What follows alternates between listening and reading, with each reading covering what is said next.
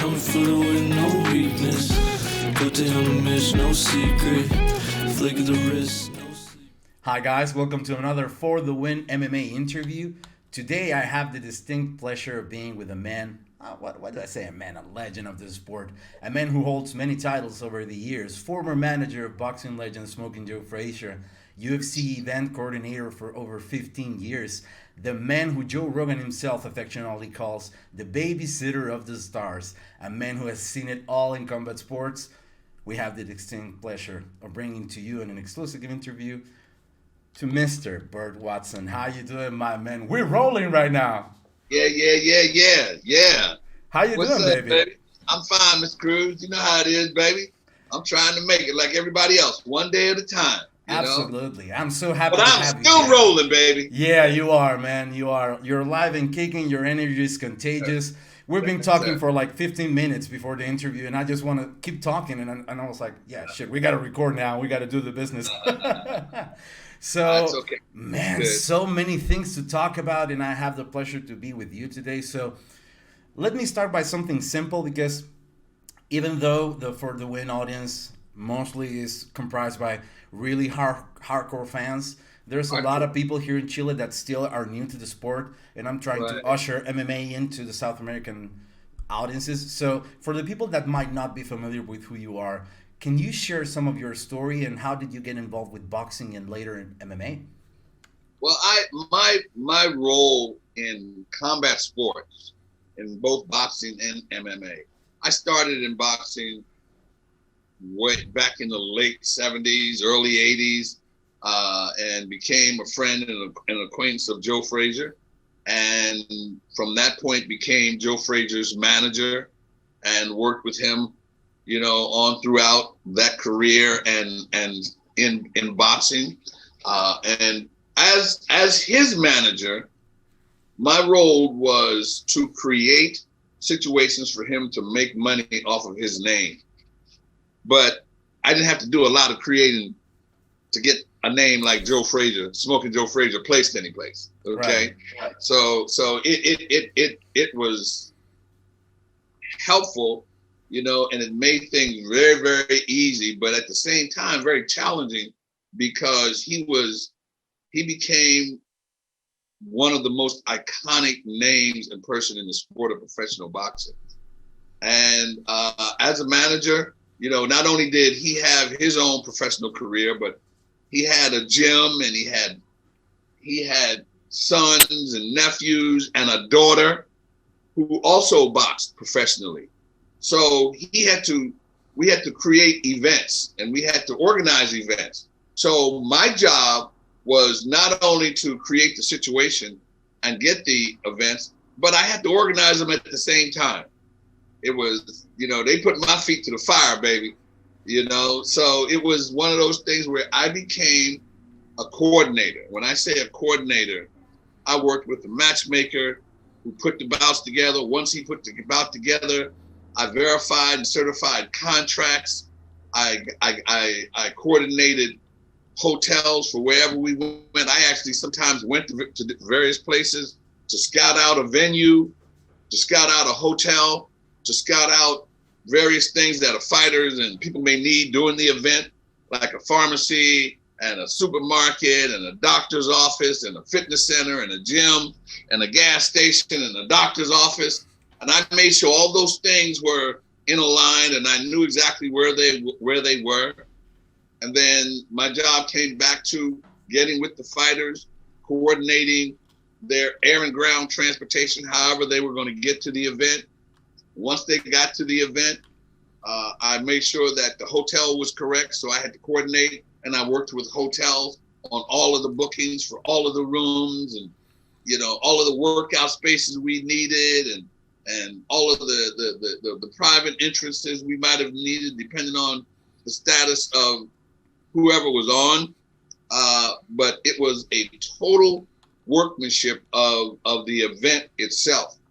And as I did that for Joe, I did it enough that I started to become pretty good at doing that crap, So it became second nature to me to coordinate and put events together.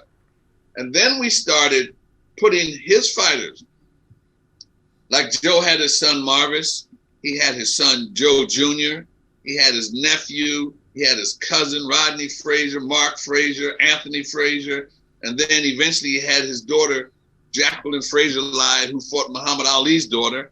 Yeah. But he had all of those fighters that we had to get fight for then. So then we started, because he was Joe Frazier, we started getting bids from the various networks to coordinate shows.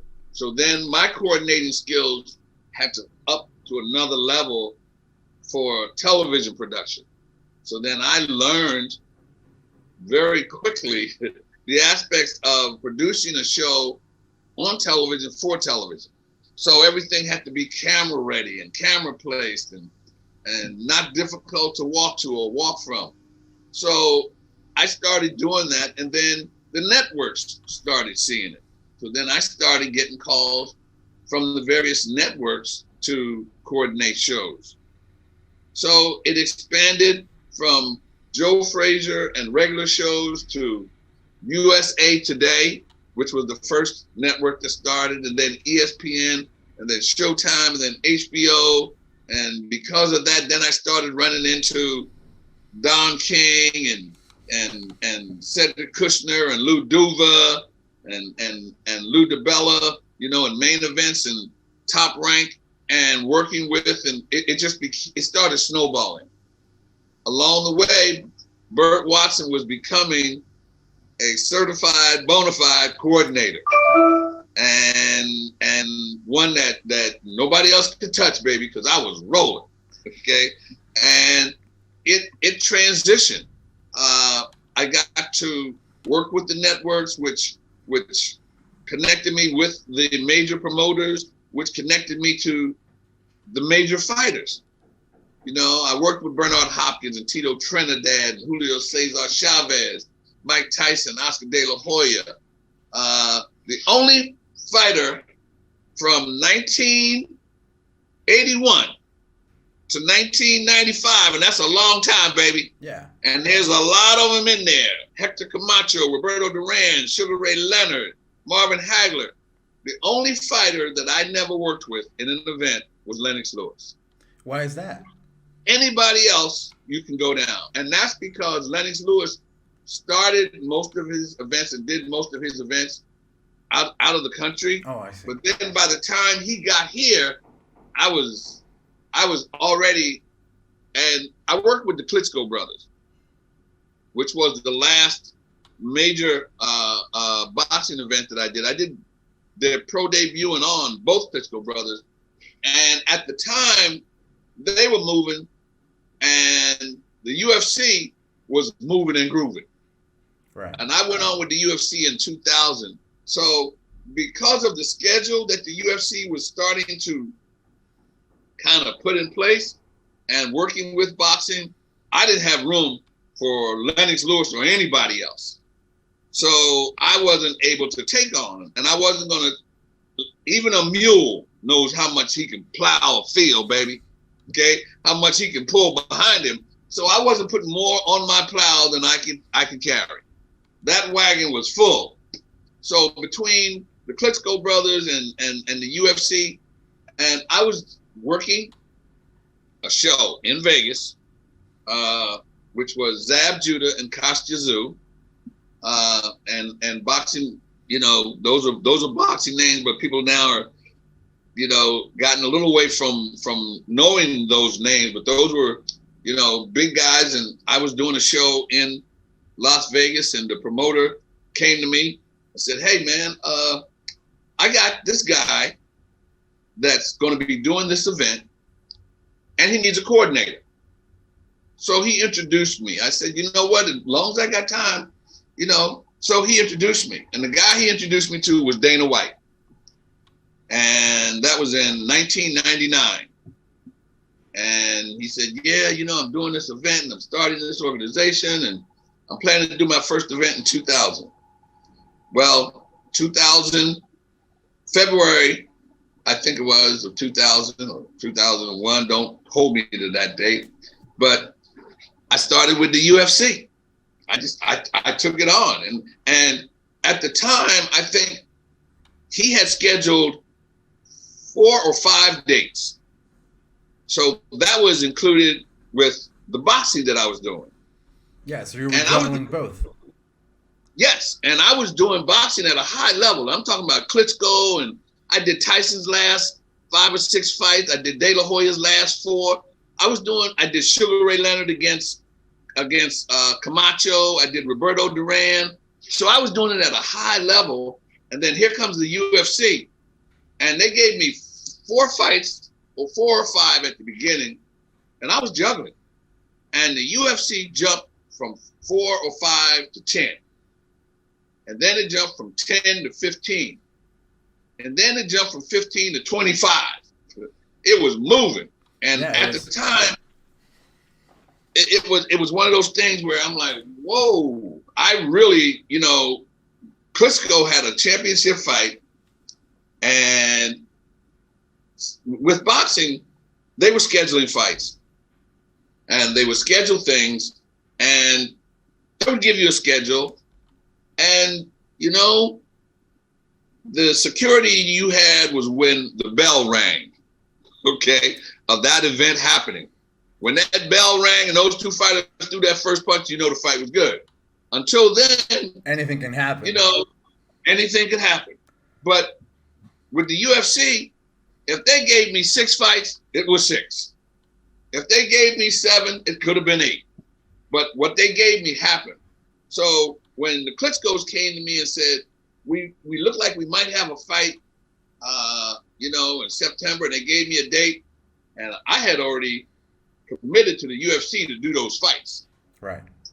And never a contract. It was a word. So I told them, I've committed. You know what?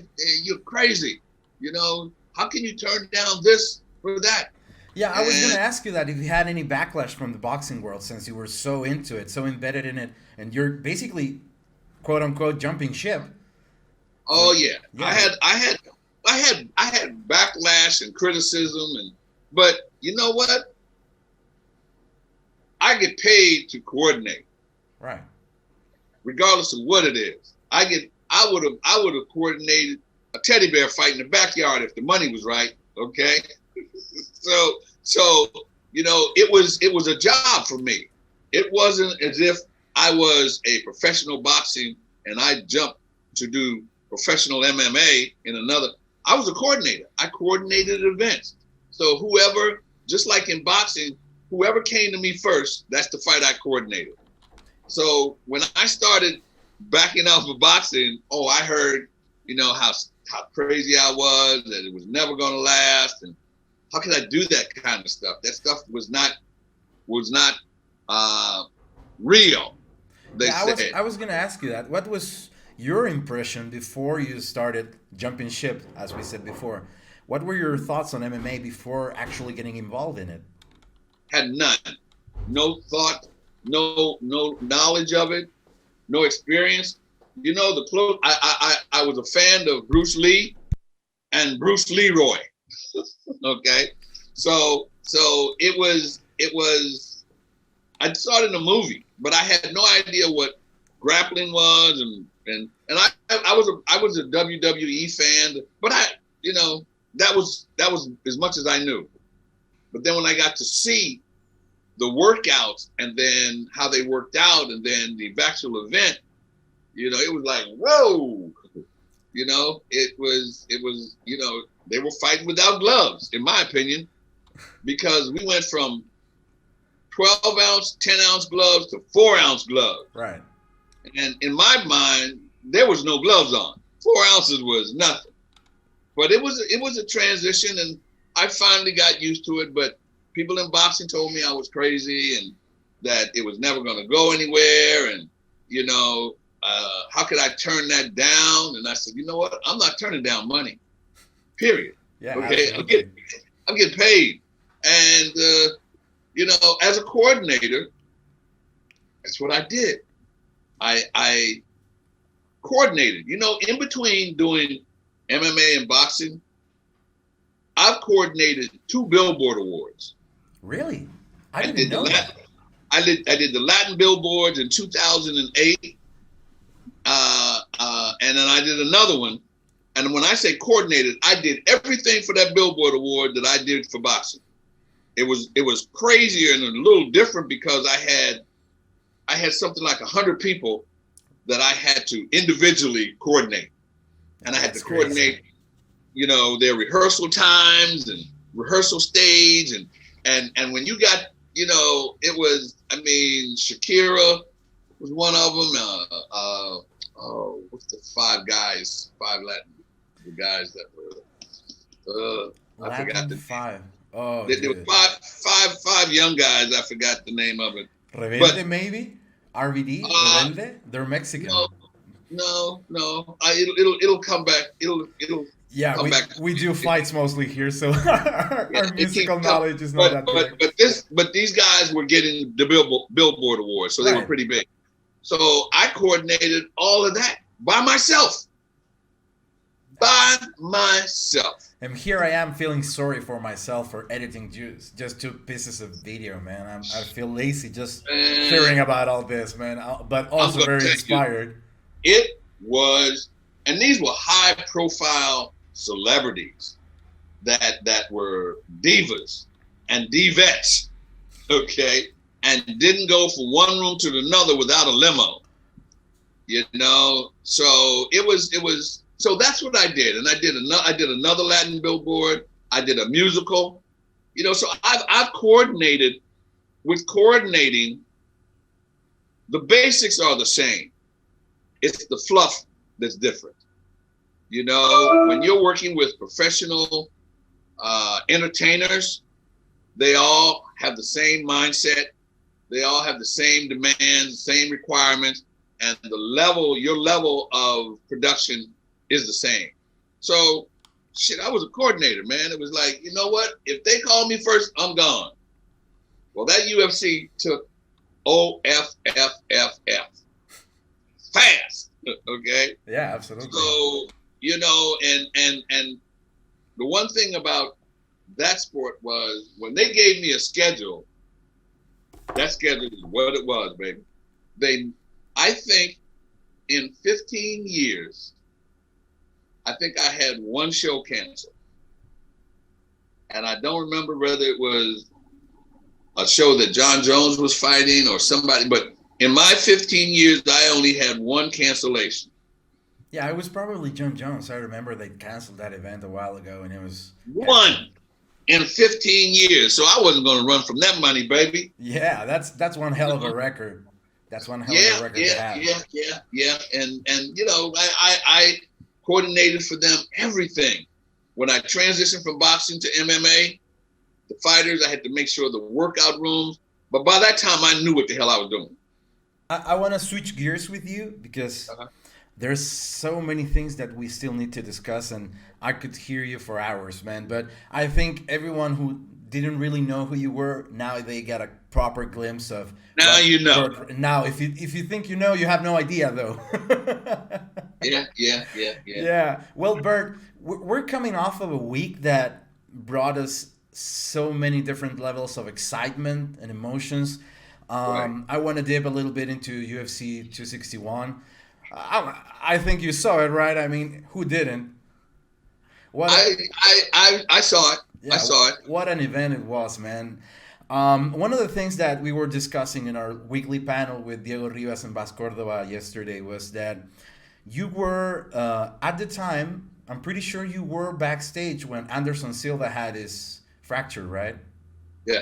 Could you share with me a bit about what's the logistics behind it? Because we saw what happened to Chris Weidman, and we all hope he's okay and he makes a fast comeback. But besides the horrific injury and all the respect that Uriah Hall gave him and all that, we only got a few pictures afterwards in the hospital with him feeling like crap. But I wanted you to share with me some of the procedures and what goes on backstage with this sorts of injury. What's your experience with that? Usually, you first of all make sure for all events that you have a proper medical staff in attendance. That you got a certified doctor and one that also does. You got a regular MD. You have a certified doctor that's able to do stitching on site for you in that area. And then you have an ambulance with paramedics and EMTs, because there's a difference between the paramedics and the EMTs. You know, one gives oxygen, one can give medical attention. So you make sure that all those things are in place before the event. Right. But then when you have something like that, now, in coordinating, when they set up an arena and set the chairs, I go a walk through, and I walk through the arena. And you know, when you carry somebody on a gurney, you carry them like this. Right. I'm on this side, somebody's on that side. You got to make sure that you have some place, right, to move some around. way to get that gurney in and out. That you take it in this way, but you bring it out this way. You're basically doing flow check of the place, right? 100%. So all those things are in place.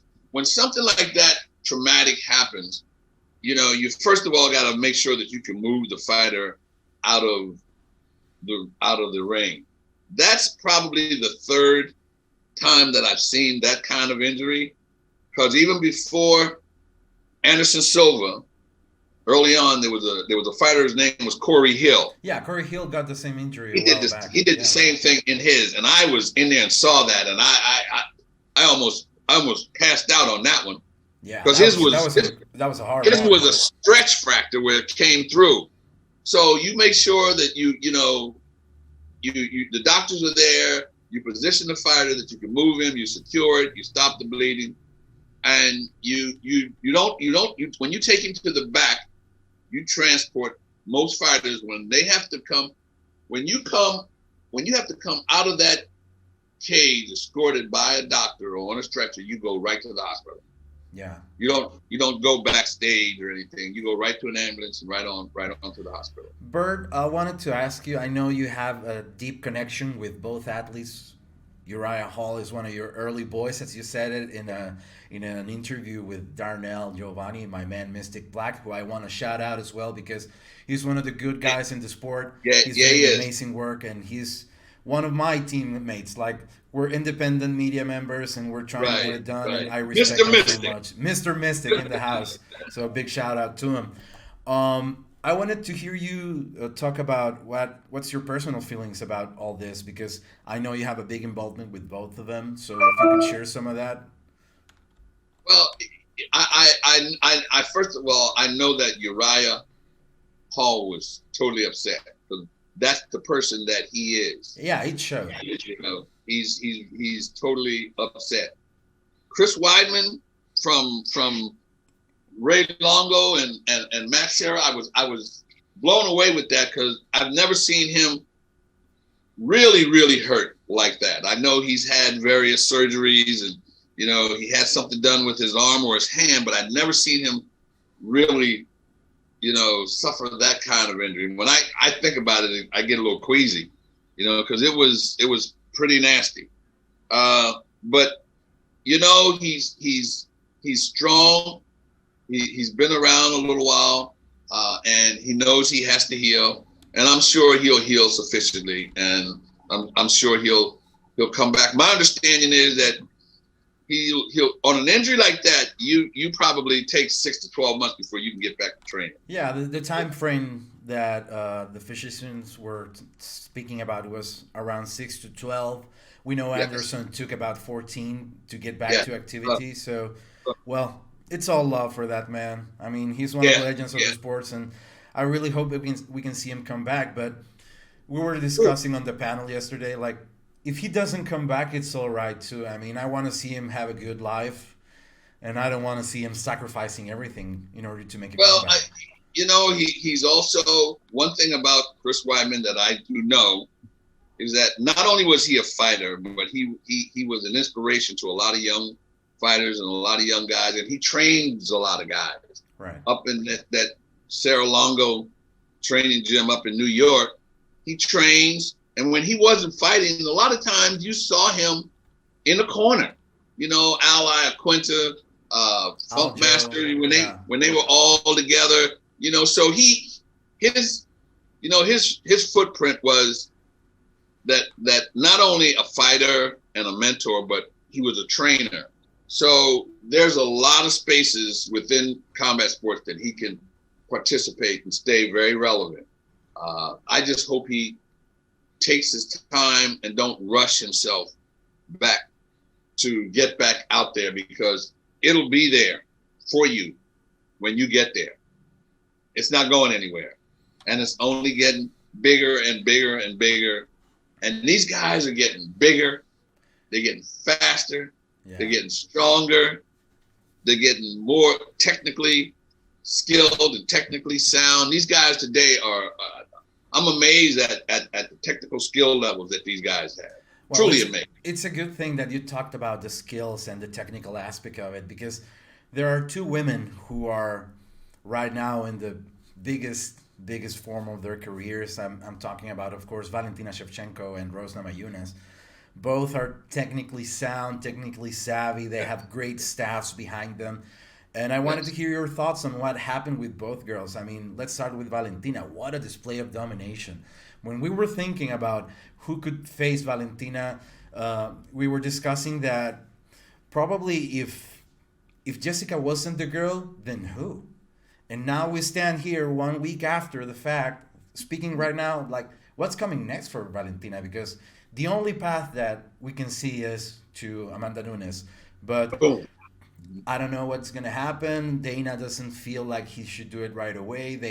Both girls need to agree too. So what are your thoughts on that? What do you think about Valentina? She's unbelievable. And she's an unbelievable striker. I think her ring generalship, controlling the cage and, controlling the flow and the action in the cage, I think is good. And I think which he'll do what he needs to do. But I think both Rose, Valentine, and Amanda, and all those and those ladies, they need to just bring on new fighters and let them fight different fighters for a while, and then kind of start putting trilogies or second fights together for them. But knowing the UFC, like I know them, they never ran away from a fight, baby. No, they never. I have never seen anybody given. Show me a man who has ever seen Dana White run away from money.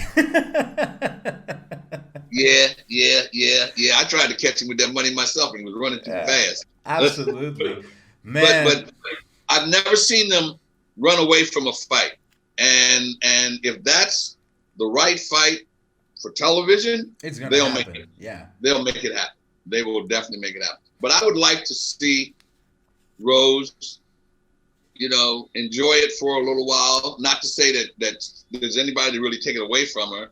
And Valentino, I'd also like to see her. Amanda has had a good little run, and has defied every odd they put in front of her.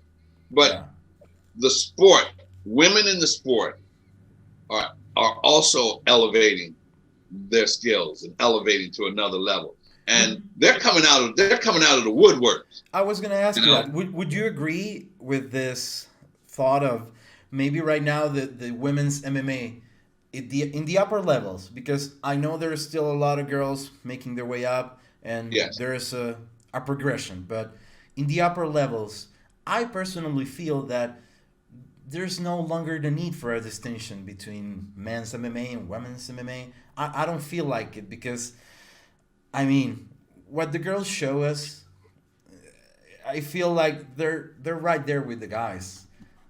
I totally agree, and I don't want to get myself in trouble, but we are going to get as much women's MMA as we are given. Okay, they need a bigger platform. Absolutely. I've seen more female bouts on the card, not just one, but you get two. You get a main event and you get on the prelims. And that's the way to put it on another platform, or to expose it to a larger audience. Which there is, between Ronda Rousey and Chris Cyborg and, Kat Zingano and, going, Misha Tate, they already proved how good that sport is in female MMA. So there's no need to prove how good it is. Give it a platform and show it to everybody.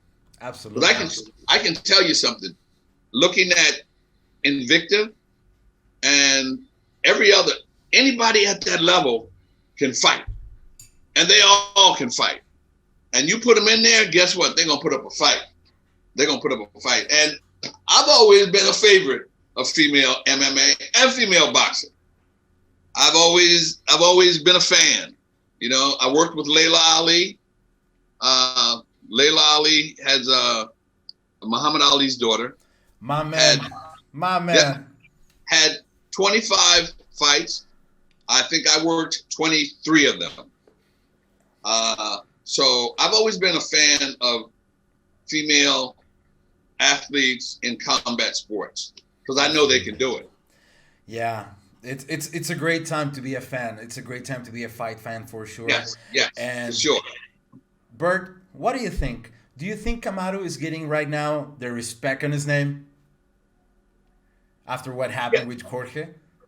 Yes, I think he is. I think he's always gotten the respect.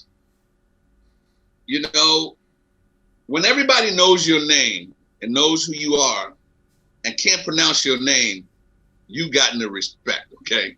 Trust me. I personally, this Saturday, I was out. I do volunteer work. I was doing a food giveaway this Saturday, giving away free food to homeless people or anybody that needs it. And I had on one of my old UFC hoodies, one of the long ones. And some people were homeless and some people were not. But everybody saw and came up and said, "Oh, you gonna see the Usman fight? You gonna see the Usman fight? Oh," and they can't pronounce Masvidal, right. and they can only say Usman, but they're known, And I was surprised that but they knew who they were. They knew the fight was coming. So I think he has gotten the respect that he should. What you need to do is earn it and stay there. I always say to guys, it's easier to get there than it is to stay there. Yeah, absolutely agree. And once you start winning, all you got to do is win. You start losing, then you're going to start losing on both ends. But you win. I think he's gotten the respect. And I think even more so now because the three champions are Nigerian or of the same culture. Yeah, I think that helps. Yes, that helps a lot. And it doesn't hurt that he could fight. Okay. How about that finish, though? Did you expect something like that when you were tuning into the fight? I'll tell you. I did an interview. Both men can fight. Masvidal proved that he's a scrapper. He can fight. He can fight without gloves. Okay, because he fought bare knuckle in the backyard with Kimbo Slice. We know of his technical skills, that flying knee, his leg kicks, but I said to the person that I was doing the interview with that if Masvidal does not, if he doesn't give him angles, he's got a good shot. But he's got to give Usman angles. You can't come straight ahead and throw punches and try to block him. You got to give him angles to throw them punches. So that one angle off, you're in. He did not give him no angles. That's my personal opinion. I think he didn't give him an angle. And without an angle, Usman's display of his stand-up and his striking was unbelievable. Yeah, but it was a beautiful display. He was there. He was there to hit. If you look at it 3 or 4 times, he did not have to reach for one punch. He did not have to angle over for one punch. Everything he threw, he touched. So that was my, before the fight, I said, if he gives him angles, then it's going to be a good fight, because then he's got a chance to take him down. If he doesn't, and he stands there and try to trade with him, somebody's going down. And that was my opinion of it. Yeah, I saw the replay, and I love the way he threw the three in a way that he basically clinched Jorge's guarding hand. He lowered it down and then went straight across, and it was a beautiful thing to watch.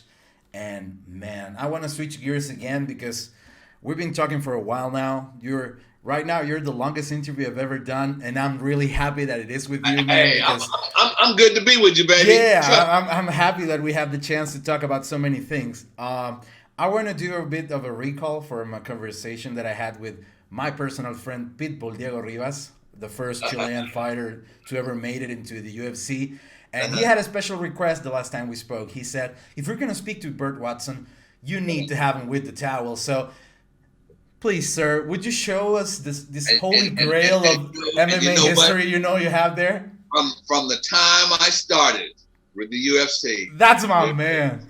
That's the towel, baby. You see, I wrote it on there like I'm in 5th grade, but I wrote it on there fast. And I've watched it a couple of times, but that's it. That's the towel, baby, all night long. Absolutely. Well, I still got that in my first pair of gloves. I still got, baby. Yeah, you're a man who knows the value of a treasure. I can see it in your office right there. You have a lot of big treasures, and that towel, man. And you tell my man Diego, you tell him I send my love, baby. Yeah, he's gonna watch this. He's gonna be so happy. I wanted to ask you about precisely the towel thing has a root.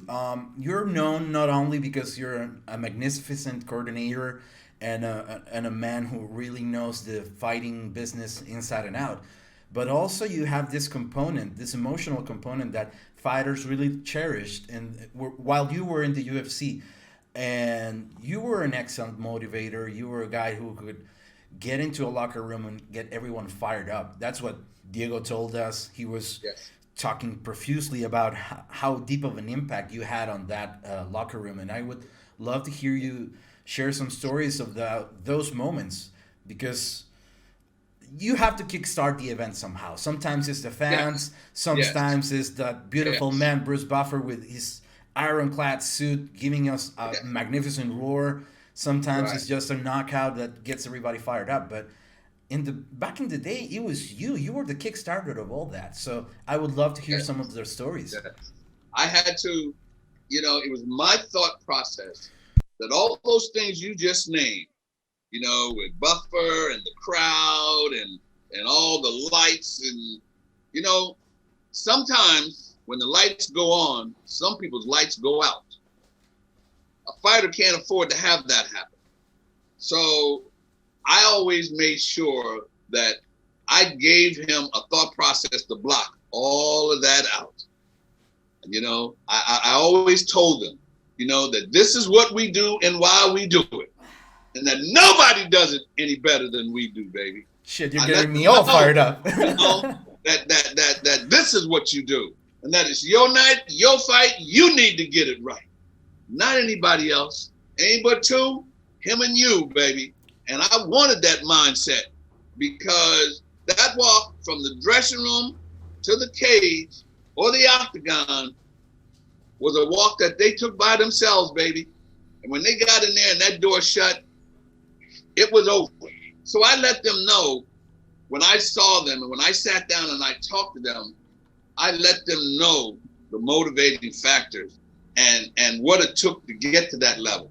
And I said to them what I said to you. I tell everybody, it's easier to get here than it is to stay here. Absolutely. You've gotten here, and that's the easiest part. Now you got to stay here, because everybody can fight. Not just anybody, everybody can fight. So you got to be right, and you got to have your mindset. You don't go to sleep for 2 seconds. When you come on site to train, you come on to make weight. You come on to make sure that everything's right, make sure that you're prepared, and you got the right people with you. You got that 3, I got the rest of you, baby. And I'm going to take that walk with you and take you down. And when I put you in that cage, I'm going to let you go. Then again, it ain't but 2, him and you. You know? Man. I just have this bit of a goosebump going on right now because I remember the Sufa days. I remember that mentality. And watching you there, it was always for me a guarantee that, yeah, that guy is going to get fired up before he walks into the cage. Really? No doubt about it. Really? Yeah. That was from the early stages of my fandom.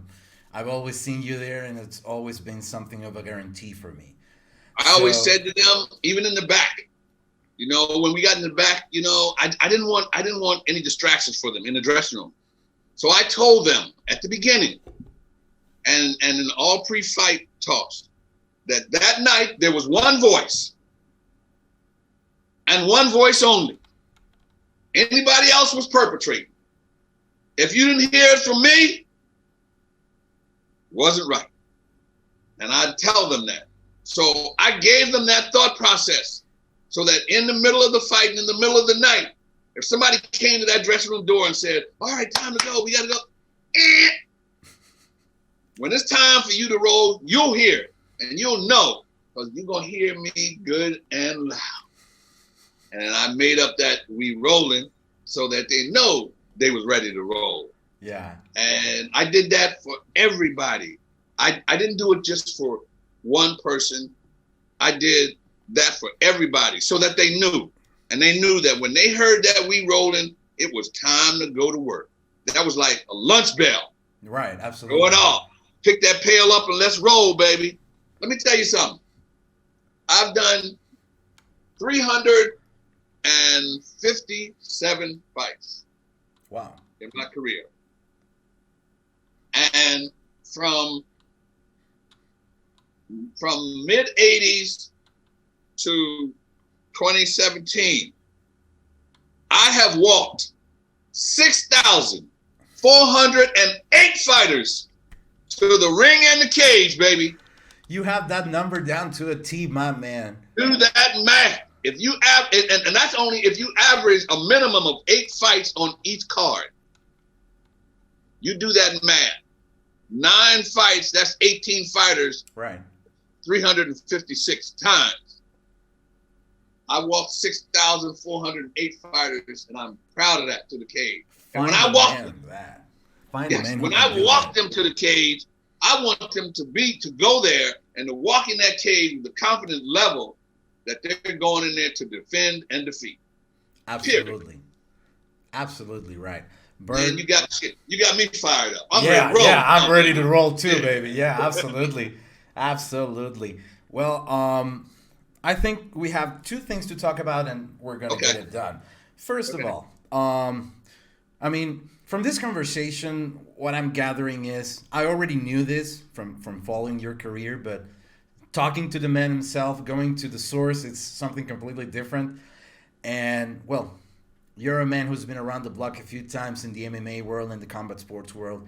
And now you've partnered up with MMA Junkie to do Legend to Legend, which is a bit of the Burt Watson's corner in MMA Junkie. So let me know a bit more about that. I know you've talked to Rampage Jackson and a few other legends. How is that? How did that came to be, and what are your plans with it? Well, it's awesome. It's an awesome thing, and thank you for bringing it up. And it's called Legends to Legends, and it drops on MMA Junkie. I got one coming up within the next week or so about Who's your guest? Matt Hughes. Okay, great. Yeah, it was a trailer that's on your Instagram. Yes. I got a trailer on my Instagram and on my Facebook. If you go to either one, you see the trailer, and it was pretty intense. Talking to him and having met him back in the day when he was kind of a rookie coming to me, right? You know, and to do that interview with him after that horrific accident and his miraculous recovery. But the basis of Legends to Legends is that I sit with legends and we talk about career, life, family, and our history together. You know, I ask them questions and I try to get them to ask me questions. And it's like OG chatter.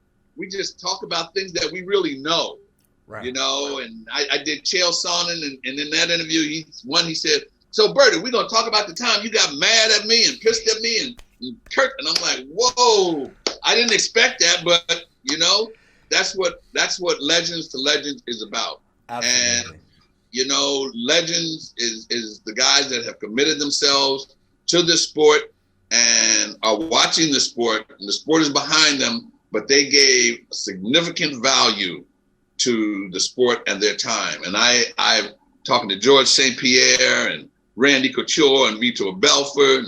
I'm getting all of them. I'm trying to get every one of them I can get. It's called Legends to Legends. But I am so proud of that. And MMA Junkie gave me a shot to do it. I went to them for advice, and it turned out, you know what, let's try to see what we can do with this for a minute. And I'm proud to be on that platform. And so far, it's been pretty good. I'm up now to episode 4, and I've rattled off 6 names, so there's other people that are coming. Yeah, absolutely. You know, I mean, but your notebook, your contact book has to be pretty chock full of legends to talk to, man. The phone. You know what's crazy is that I see the name, I'm scrolling, and I forgot I had that, and I'll push it to dial to see if somebody answers, but then I know, I said, you know what? No, see, I learned working with fighters, you don't ever call a fighter. You text them. Right. They answer a text in a minute, but they will never answer. You will very seldom call a fighter and he will pick this up. But if you text him or DM him, they'll get back to you. So I sat every now and then, I'll sit and I'll text them stuff, and they'll pop back, and they'll pop back, and I checking to see if the number's good, and they'll pop back. And a lot of them, I have their birthdays. I know their birthdays, and I'll call them and wish them a happy birthday, and they'll hit me back, and it's good, male and female. I still communicate with them and still reach out to them and kind of stay tuned. And every now and then, because of social media, I can drop them a little note. Yeah, absolutely. If they get back, they get back. If they don't, I go at them again. Yeah, that's the way I do it here. That's my thing. I have to chase fighters through the DMs to get my things done. So, man, you have no idea how tough it is to hold a fighter down to a commitment. Yeah, and it's not.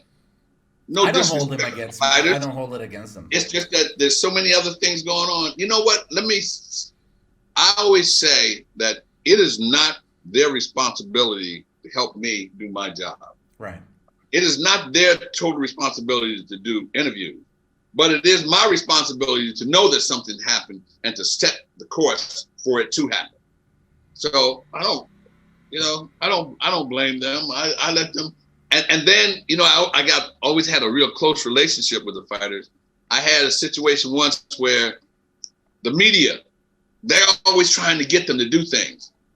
And the media called me once, and I won't mention his name, but they called me and said, "Oh, Mr. Burt, we are trying hard to get such and such. He's supposed to be here 10 minutes ago, and we can't find him." And it's a big nationwide media thing that they had. So they said, "Can you do this for me?" And I said to them, this was the media, and I know how important it was. I said to them, you know what? That's not a marker I want to call in, baby. I ain't getting in that. You got to do what you got to do, but that's not a marker I'm calling in. Yeah, I don't work like that. Absolutely. So they said, "Okay, Mr. Burt," and they hung up. I put the phone down and picked it right up and called his room, and he answered. And I said, "Yo, they calling me for you. So you need to get down there, because if you don't, they're going to call me again." And he said, "Yes, sir, I'm gone." And he hung up. And that was it. Yeah, he went on down there. But I wasn't going to call him. I said, I wasn't going to do that. But I called him and I said, "Yo, man." And I didn't call his phone. I called his room because I knew where he was. I called his room and he picked up.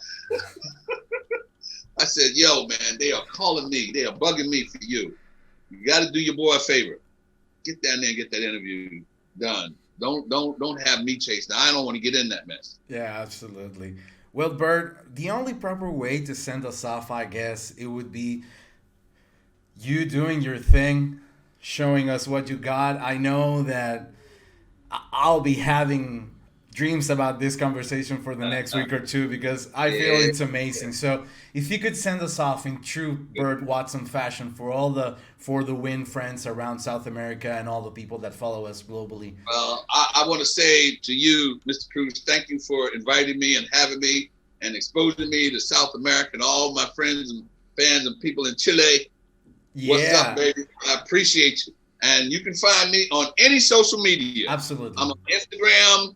I'm on Twitter, Facebook, Burt Watson, for real. Yeah, it shows on the graphic. Yes. Right under your name, we have your social media. So and you can get to me, baby. And make sure you check out Legends to Legends on MMA Junkie. And I've been told now that it's time to go to work. It's time for me to go to work. And you know what I say when it's time to go to work? When it's time to go to work, baby, it's time to get it done. It's time. We got a dirty 30 before we roll to that hole. And you know what that means, baby. 5-0 to go. And if it's 5-0 to go, baby, that means we rolling! Yeah! Oh, I have goosebumps, baby. Oh. Thank you so much, Burt. Thank you for being with me. I appreciate it so much. Yeah, baby, we got it. Don't following, no preaching. Go down and miss, no secrets. Flick of the wrist, don't sleep. Please come for your head, you need Jesus.